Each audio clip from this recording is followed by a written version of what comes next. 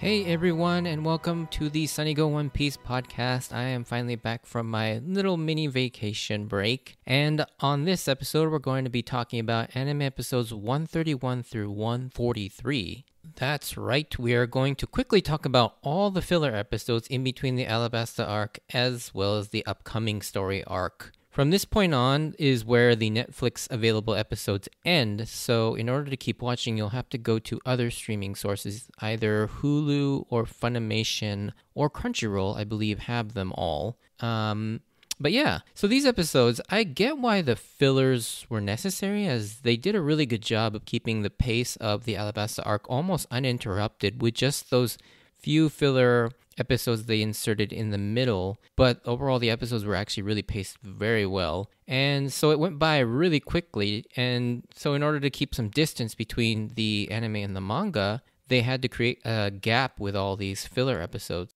Overall, there are some interesting elements, but for the most part, these are pretty boring and forgettable like most of the filler episodes. But obviously they're really their purpose is mainly to buy some time for the manga. So my thoughts, the way I'm going to structure this is mostly just group them into their specific storyline. So there'll be three groupings that I'll go through. And so the first set are episodes 131 through 135, which is commonly referred to as the post-Alabasta filler arc. And this arc is not so much an arc, but just a collection of character-focused singular episodes that, for the most part, kind of inform us a tad bit more of each character. These are just, hit or miss for me, really. I actually really enjoyed the Chopper one, which was episode 131, and the Zoro one, which was 135. The Usopp one was kind of enjoyable, but to a little lesser extent.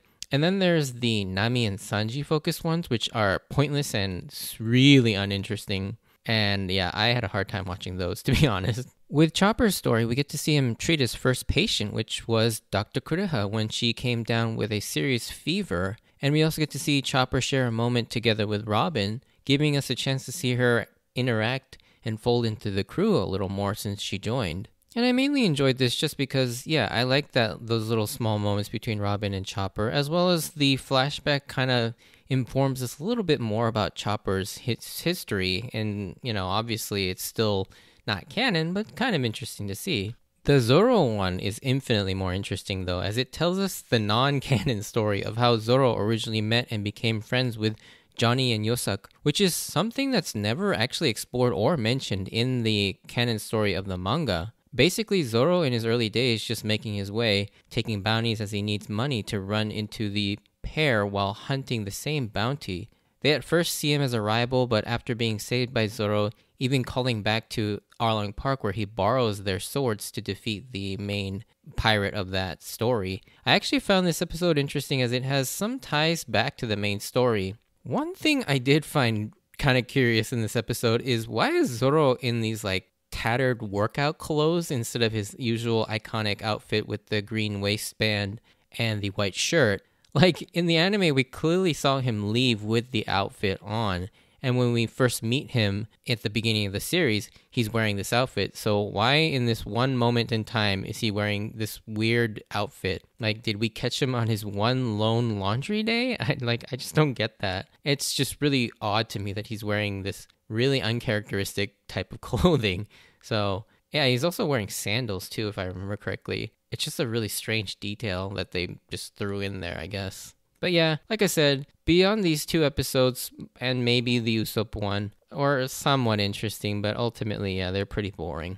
So moving on to the next set of filler arcs, the Goat Island arc, which is episodes 136 through 138, we have the...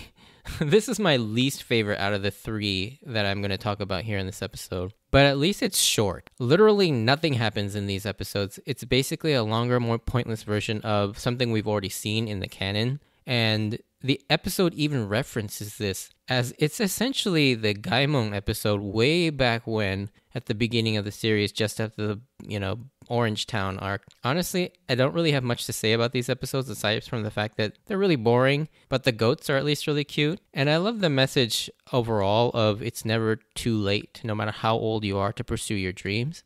That little through line I liked about this story. But yeah, beyond the goats and this sort of underlying message, these episodes were really hard to watch. And then finally, we get to the Ruruka Island or the Rainbow Mist arc, which is episodes 139 through 143. Now, this is probably my favorite out of the three. It brings up some interesting fantasy concepts like parallel dimensions and time dilation, but with the latter, it's brought up a lot, but there's never really any consequences because of the fact that it's a filler. But time seems to pass almost identically whether they're in or out of the Rainbow Mist. So it's just a boring and pointless story element that's brought up that's never actually doing anything. Like they're in the Rainbow Mist for at least a few hours, and yet they don't seem to have any lasting effects, and it almost seems like time passes exactly the same. This filler had the potential to be an actual interesting story, but it's wasted as the story seems to go nowhere. Like nothing happens for the majority of the arc. They're just kind of like standing around talking for the most part. And it's just, yeah, nothing in the story progresses until the very, very end of the arc in that very last episode. But yeah, I mean, the things I did like were the relationships between the Pumpkin Pirates, as especially Henzo's reunion with the younger crew members. The ending of this arc is pretty cool though. The fact that the Pumpkin Pirates were also thrown back into their time, but the fact that it took them 50 years to come back and save their town for the sake of timing is a little too convenient and also unbelievable, but it's very poetic, and I enjoyed that. The other problem I had with this arc, though, and this is just a nitpick really, is why is everyone so underpowered in this? Especially Sanji. Why is he having such a hard time against that Wetten armor suit? Like, he would normally be able to destroy that thing in one hit, even with the electricity.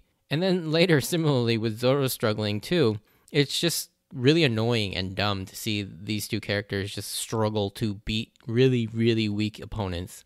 And similarly, why couldn't Sanji save Nami from the Sea King when we've seen Sanji just, like, way before in Arlong Park, just one hit Momu, who's like a bigger Sea King, and just take him out instantly? I mean, yeah, it's just really weird. And Nami was seriously ready to let that kid die when Ian was taken hostage, which I feel like, given her character, is completely out of character for her. And that didn't really sit well with me either, seeing that. So, yeah, I think there's one thing about the filler arcs is that there's just so much inconsistency in terms of, like, character and power level. Overall, I enjoyed this one the most out of the three, but they're all still really pointless and not the greatest things ever. And I personally had a hard time just sitting through and having to rewatch these again, because most of the time I just skip these upon rewatch. Alright, now that we're done talking about the filler episodes, we do get something cool, a new ending theme for these few episodes. And we get the new ending theme, Free Will by Rupina. And I really like this ending theme. It's actually one of my favorites, and the song is really great with this soft ballad-like feel to it.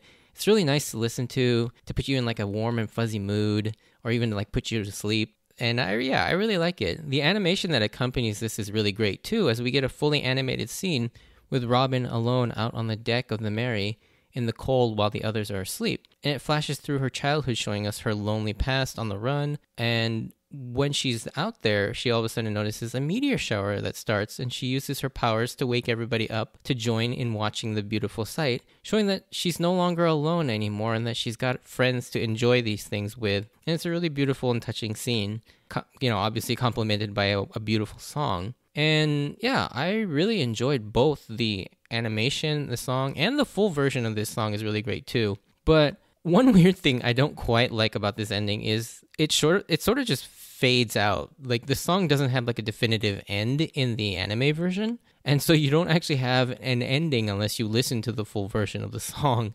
And it's just, I don't know, it kind of feels weird not having like a definitive end with these ending themes, and it just sort of fades away. But that's a really small nitpick. Overall, yeah, this is one of my favorite ending themes. With that, we conclude the fillers for the in-between arcs. And yeah, these fillers weren't the worst, as some of them were entertaining enough, but ultimately they don't really have any depth or anything all that interesting to them. Luckily, we now get to move back into the main canon storyline with the beginning of the new arc on the next podcast, which we will get into, and I'm pretty excited to start talking about the next arc. And yeah, it'll be really interesting to see how I perceive the next arc going forward. Anyways, if you did enjoy this, send me a like or comment, and if you want to join me on this journey of rewatching One Piece, please consider subscribing. You can go ahead and check out my Instagram and Twitter account at SunnyGo Podcast for updates and pictures.